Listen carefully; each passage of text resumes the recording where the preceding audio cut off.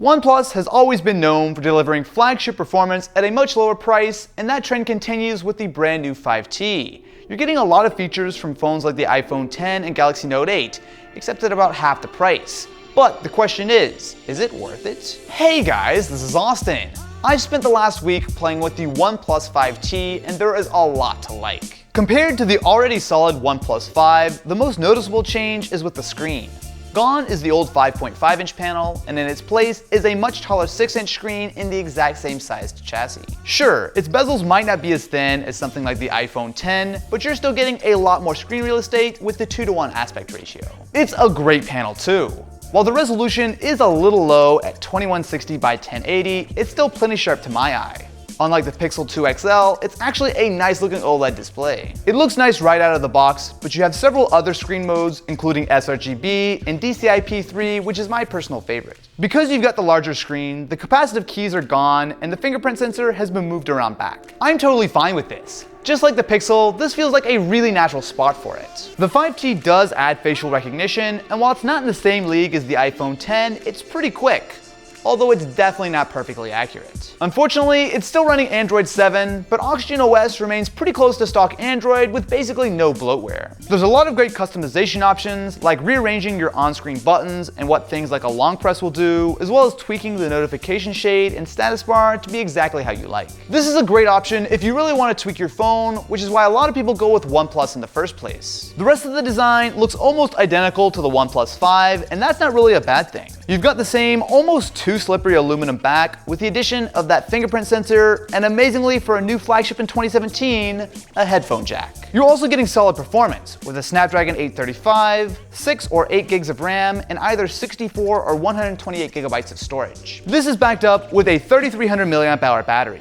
While not massive, with the lower res screen and OnePlus's super fast dash charging, it makes it pretty easy to keep the phone topped off. If this feels like a classic S model update to you, then you'd be right. I can't fault OnePlus for not totally overhauling the phone. The original OnePlus 5 was really solid. The issue was that it came out only 5 months ago. Look, I'm all for pushing tech forward, but it's kind of ridiculous that a 5-month-old phone is already obsolete. Why didn't they just make the OnePlus 5T the OnePlus 5 in the first place? To be fair, I feel the same about the way that Samsung updates the Galaxy S and Note lines. 6 months later, it seems like you just get a slightly updated Galaxy S8, but at least with the Note, you're getting some major upgrades like the S Pen and dual cameras. This strategy kind of worked last year with the OnePlus 3T, but 2017 has proven to be one of the most competitive years for smartphones ever, and nothing shows that off better than the Google Pixel 2. I absolutely love this phone. Software updates have improved the XL screen, but for me, the standard Pixel 2 checks so many boxes that it's basically the gold standard. Put it side by side, and it's clear that the OnePlus 5T is a much larger phone. The smaller bezels absolutely dwarf the Pixel 2's 5-inch display, and having a headphone jack is a real win for a lot of people. The 5T still only has a single downward firing speaker, which actually does get reasonably loud and has some bass, but it just can't match the terrific stereo speakers on the Pixel. The OnePlus also lacks any kind of waterproofing or wireless charging. Now I can live without these, but knowing that the Pixel 2 isn't afraid of getting wet is a big selling point. While Oxygen OS is good as far as skins go, I can't get away from just how great Android looks and feels running on the Pixel 2.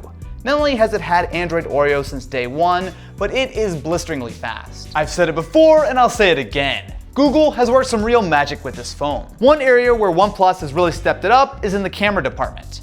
The main wide-angle shooter is unchanged, but they've swapped the telephoto option for a 20 megapixel secondary camera with the same focal length. On one hand, this is a downgrade, as you don't get optical zoom. However, they're using the second camera to improve low-light performance. It works! Side by side with the Pixel, it holds up really well with noise, although it can't quite touch the Pixel 2's incredible dynamic range. They've gone for a slightly punchier, more saturated look, which I think most people will like, but it comes at the expense of some detail, even looking a bit soft at times. You do have portrait mode on both, and while the 5T does an adequate job, I really prefer the colors and that crazy range of the Pixel. To my eye, it looks like a significantly more expensive camera. This is what 4K video looks like on the OnePlus 5T.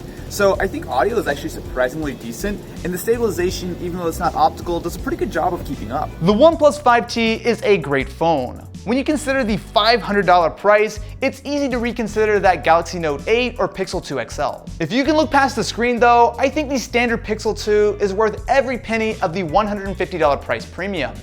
So what do you guys think about the OnePlus 5T? Let me know in the comments below and I will catch you in the next one.